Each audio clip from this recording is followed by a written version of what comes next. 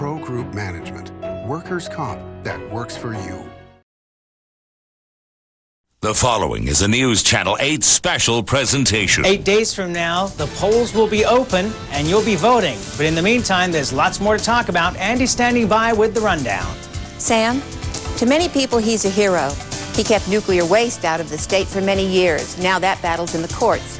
Now we face new challenges, a pending war, a shaky economy, and the politics of the U.S. Senate. Today, Senator Reid on the hot seat. Thanks, Andy. And maybe the senator will be able to explain why the state Democratic Party is not supporting its own candidate for governor. Plus, we'll have our pundits. Today, Wicker will be here representing the Democrats, Jim Denton, political analyst, and we'll also have Greg Ferraro representing the Republicans. It's all coming up next on the all-new Nevada Newsmakers.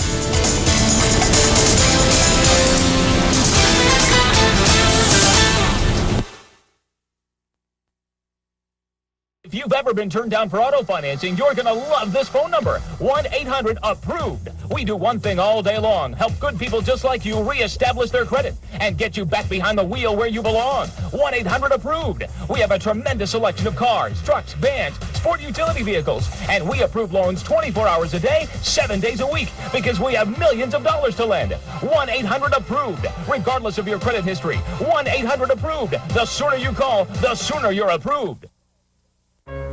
For almost 25 years, Randolph Townsend has brought fresh solutions to Nevada.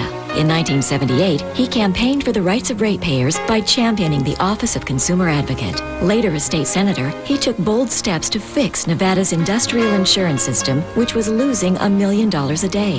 An advocate of the disabled and mentally ill, Randolph Townsend was appointed by President Bush to the 15-member National Mental Health Commission. Senator Randolph Townsend, working for Nevada. Hi, I'm Rick, manager at Cabinet Connection, your authorized kitchen craft dealer. From new construction to home improvement, we have the products, pricing, and professionalism to make your dreams come true. Choose from an exciting array of styles, stains, and glazes in oak, maple, cherry, pine, hickory, or rustic alder. Or select any one of our many laminate, painted, and thermofoil styles. Detailed floor plans and estimates to licensed, quality-conscious installations. With selections to fit any taste and any budget, why wait? Call today. Tuesday, a cop is murdered, and to find the shooter, our only witness is gone, Lieutenant, gone! This detective will risk more than his career.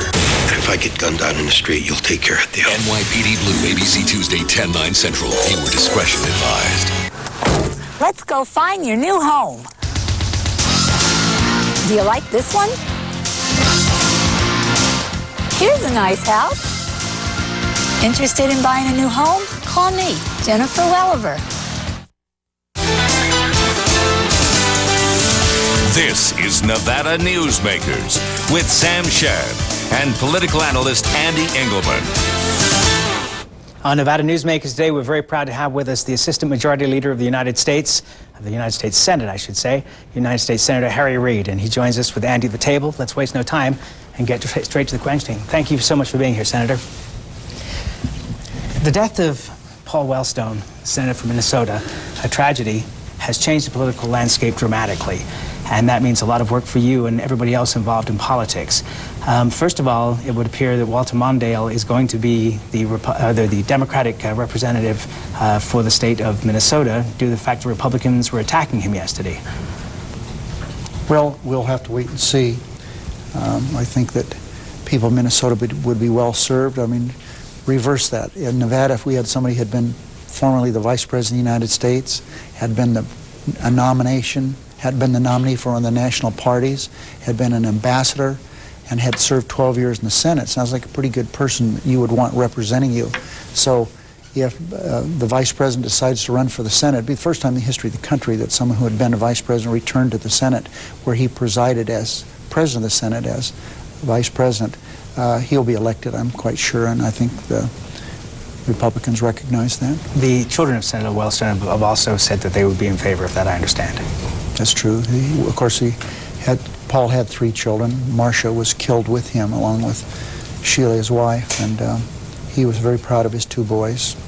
One of them was a coach of the state champion wrestling team. That's what he liked most of all. Senator, what are the chances of the Senate staying Democrat and you remaining in the position you hold? I've never been one to get on television or radio or talk to the newspapers about what I think will happen in a boastful way. We hear some people saying it's going to happen. It's going to be very close. We've had some things that have slowed us down. Senator Torricelli, that was difficult. Now it appears New Jersey's clearly in Democratic hands. Minnesota, that remains to be seen. Wellstone was winning that race. He was ahead by up to 7 points. Huge amounts of money had been spent in negative campaigns against him, but he was winning. We have close elections in South Dakota and Missouri. We have real shots at the states of Colorado, where there's an incumbent. We have an incumbent in Arkansas, where we stand an extremely good chance. David Pryor's son, Mark, is running there. He's the Attorney General of the state. We have a chance in Texas. We have a chance in South Carolina and North Carolina. So it would seem, just by being logical, that we'll pick up a couple seats. But this has been a crazy election year. We haven't been able to focus on the issues that are important to the people in America because of the Iraq situation, the sniper situation, and now the death of Senator Wellstone. It's going to be a short election dealing with the issues, the pocketbook issues. I'm sorry, go ahead, Andy. I hear a rumor that just for insurance, you have been talking to another senator, a Republican senator in the New England area, about possibly changing parties. Well, Andy, one of the reasons that we had some success with Senator Jeffords is we kept a secret which people didn't think could happen in Washington. Senator Jeffords surprised everyone, and our long-standing dialogue, which had gone on for months and months, no one knew about it. We conducted it in one of the most secret places in Washington, on the Senate floor. Nobody's ever there. And so it worked out just fine. But, you know, we have to see. There's been a lot of talk about Senator Chafee, but I think he's a real individual. I served with his father for many years. His father was just a wonderful person. But Lincoln is for example, on the nuclear waste issue, he's been an individual. On the Iraq resolution, he broke from his party and they couldn't turn him back. On the Homeland Security, he has stuck with us on that the entire time, protecting workers. So he's a Republican, and what he said is he's always open to talk to people, and he is very open, but he says he wants to remain a Republican, and I take him at his word. Why have Democrats allowed the president, although you were one that actually, I saw you on, I believe it was Good Morning America, actually raising this issue, but for the most part, why have Democrats allowed President Bush to keep Iraq on the front burner instead of the economic situation our country's in? Iraq's an important issue. The Middle East is an important issue. The number one ally we have in the whole world is Israel. No one has stuck with us more than Israel during all of our trials and tribulations internationally. And we thought, and as I spoke out, I think that we could have a dual track. We could talk about Iraq, but we could also talk about pocketbook issues. The people simply didn't want to do that. And even though flags were raised about the faltering, stumbling economy, the fact is that we stayed on that page, I think, a little too long. But we're still trying to get to that page. We have an economy that's in shambles. We have health care that's certainly not delivered. Well, as I went over the elections with you, Sam, the American people are not devoid of what affects them most. They know that Iraq's important, but they also know that the economy is important to them. They know that prescription drugs, something should be done about that. They know that we should be passing appropriation bills. They know that if we last year at this time had a surplus of over $7 trillion, and now we have a deficit of $200 billion, that something's wrong. Senator, I hate to say this, but is Iraq going to go away basically after the election and then come back 2 years from now? I don't think Iraq's going to go away. Saddam Hussein is an evil man, and as long as he's there, evil things will take place out of that very wicked regime. The Iraqi people have tried on a number of occasions to do things on their own. The oppressive nature of that rule has made that impossible. He kills people. He kills his own brothers-in-law. He kills his cousins, his uncles.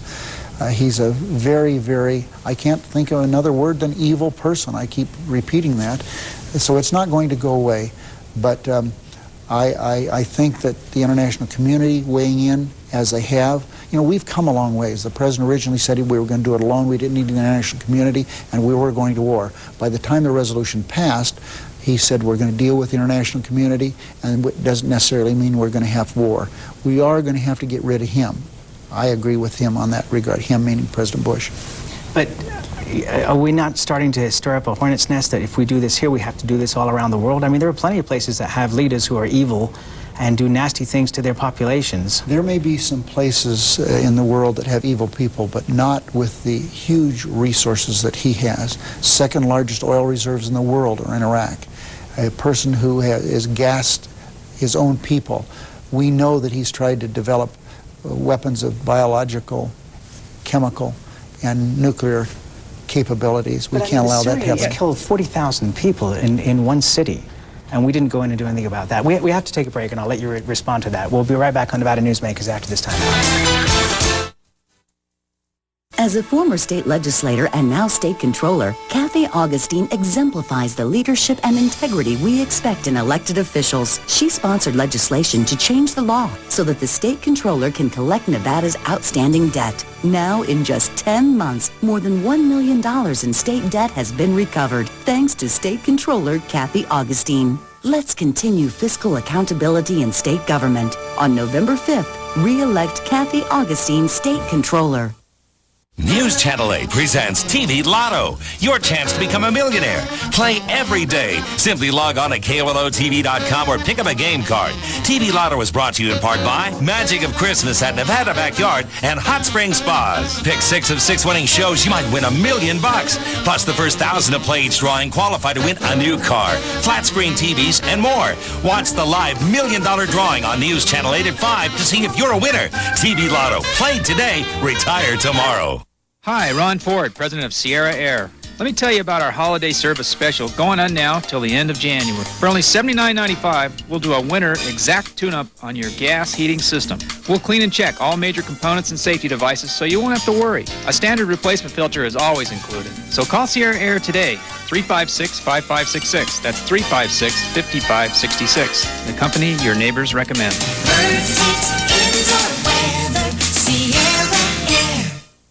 Congressman Jim Gibbons does not want the critical education issues we face today to challenge us tomorrow. Jim Gibbons maintains that the decisions affecting our children's education must be made by parents, teachers, and administrators, not by bureaucrats in Washington.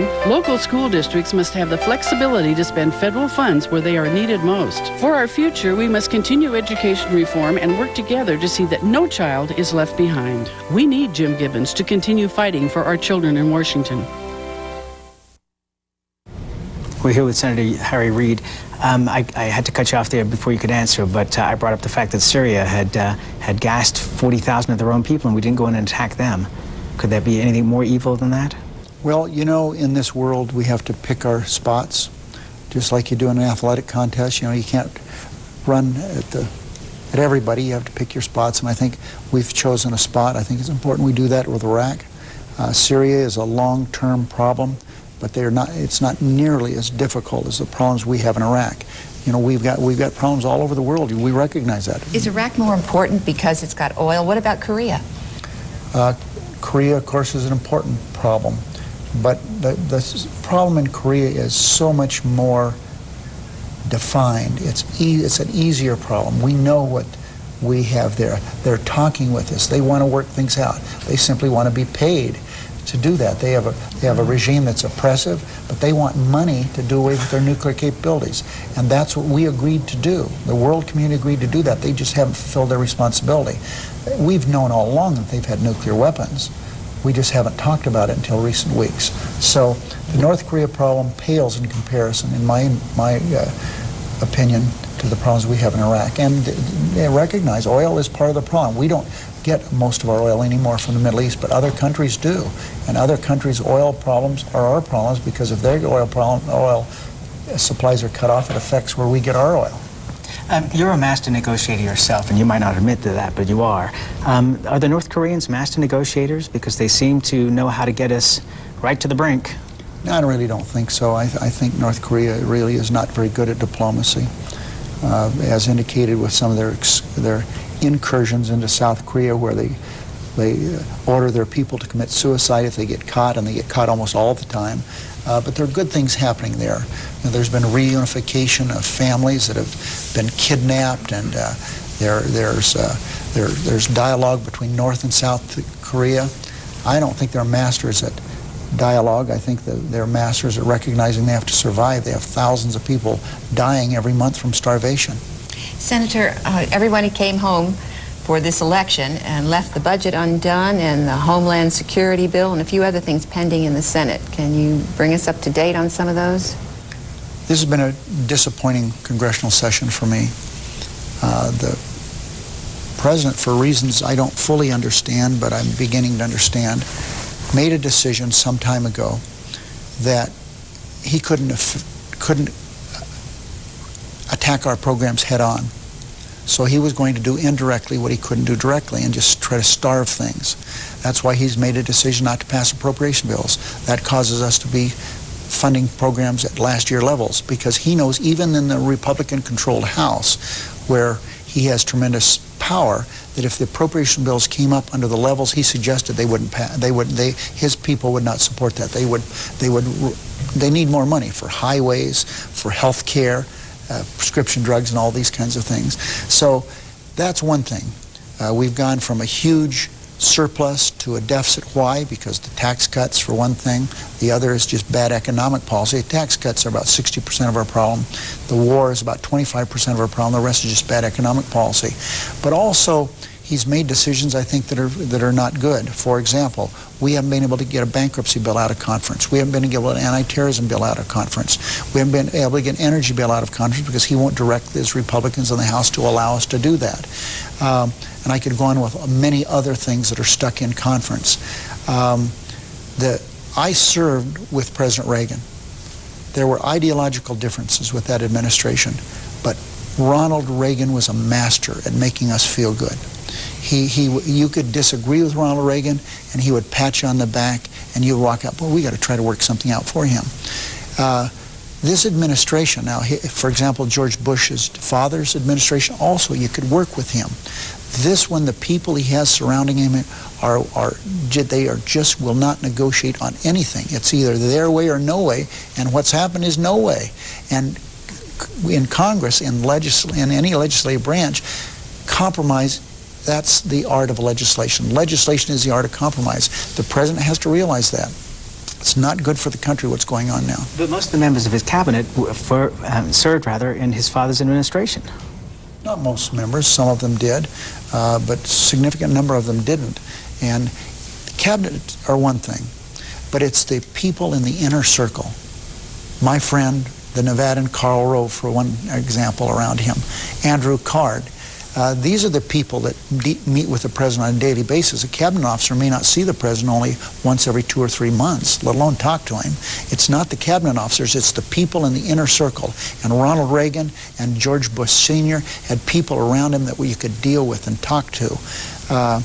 And the president has to get better. I hope in the lame duck session, I hope in the next, the new Congress that comes, it'll be the second 2 years of the president's term of office, he will realize that. He's such a nice guy. I mean, he's a wonderful person to talk to, but he is not directing the country well. I have to ask you a Nevada question. Aren't you a little bit embarrassed that the state Democratic Party is not supporting their candidate for governor? Joe Neal has been completely invisible. Well, let's be realistic. I mean, what chance does Joe Neal have against Kenny Gwinn? People, if Kenny Gwinn hadn't run as a Republican, no one would know what he was, a Democrat or a Republican. And I would also say this. I personally have helped Joe Neal, sent him some money. But the fact of the matter is he didn't help Shelley Berkeley. He went against her opponent. Now, does that mean that we should pat him on the back for going against one of our stars, Shelley Berkeley? So, don't run somebody in the Democratic Let me tell you Party? this, Sam. You help Joe Neal all you want. That's your privilege. But don't be degrading the Democratic Party for not supporting Joe Neal more. We have pretty good candidates. We have Aaron Kenney, who's a great candidate for lieutenant governor. Why was there not another candidate for governor? Hey, Joe Neal decided to run. Kenny Gwinn is a very powerful, popular governor, and I don't see a lot of people wanting to run against him. He was well financed 2 years ago. Kenny Gwinn, I don't know who could beat Kenny Gwinn. I know that I wasn't charging around trying to run against him. Senator Reid, always a pleasure. Thank you so much for being here. Thank you. Thank you. And we'll be right back. We continue with Nevada Newsmakers, and we go to our pundits. We'll discuss all the issues we just talked about with Senator Reid and more right after this. Hi, Hi, I'm Kurt Franke. I'm not one of those attorneys that will try to get your business with some silly special effect. I have too much respect for myself and my profession. I will promise to be personally involved in your case and to represent you with the hard work, legal skills, and professionalism it takes to get you the highest award possible. If you have a ridiculous case, hire a ridiculous attorney. If you have a serious personal injury and need quality representation, I'd encourage you to call me. Over the past 20 years, I've seen a lot of changes in education. I hope that I've had a positive effect on the students who have sat in my classroom. I've taught them English and math. I've taught them science. But if there's one legacy I hope I've left with them, It's the value of a quality education. In my experience, the Nevada State Education Association has consistently stood up for quality education for our kids and their future. Any questions?